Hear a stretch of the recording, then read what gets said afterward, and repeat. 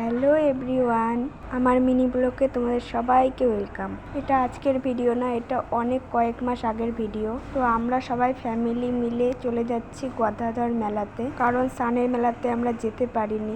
আমরা যেদিন মেলাতে গিয়েছিলাম, মেলাতে অনেক ভিড় হয়েছিল। মেলা মানেই কিন্তু কেনাকাটা, আর দেখো এসেই আমরা লেগে পড়েছি কেনাকাটা করতে। আমি গল্পের বইগুলো দেখছিলাম কিন্তু পছন্দ হলো না, কিন্তু অনেকগুলো ঠাকুরের ফটো নিয়ে নিয়েছে। এবার বলছে তোরা কি কিছু কিনবি না? কি নিবো ভাবতে ভাবতে চোখ গেল কিন্তু এই মাটির পুতুলের উপর। এই মাটির পুতুলের সাথে কিন্তু আগের অনেক স্মৃতি জড়িয়ে আছে, তাই আমি ঠিক করলাম আমি এই মাটির পুতুলেই নেব। আবার আমার এই পুতুল নেওয়া দেখেই কিন্তু দিদিও একটা পুতুল নিয়ে নিল, তাহলে দুটো পুতুল আমরা কিন্তু নিয়ে নিয়েছি। এই পুতুলগুলো কিন্তু আমরা সুন্দর করে সাজিয়ে রেখেছি। আমরা তিনজনেই কিন্তু ফুচকা লাভার, আর এসেই দেখো ফুচকা খেতে লেগে পড়েছি সব একদম পাগলের মতো, যে যেভাবে পাচ্ছে সে সেভাবেই খেয়ে নিচ্ছে। তারপর আমার ইচ্ছে করলো নাগরদোলনাতে ওঠার, কিন্তু নাগরদোলনাতে আমাকে কিছুতেই উঠতে দিল না, কারণ আমি এর আগে কোনোদিনও উঠিনি। ড্রাগন রাইডিং করছি, এগুলো তো বাচ্চারা ওঠে, তাই আমাদেরও একটু লজ্জা লাগছিল, কিন্তু উঠে তো আবার অনেক মজা লাগছিল, হাসিও পাচ্ছিল খুব। আমাকে আবার দিদি বলছে কিরে তোর ভয় করছে নাকি?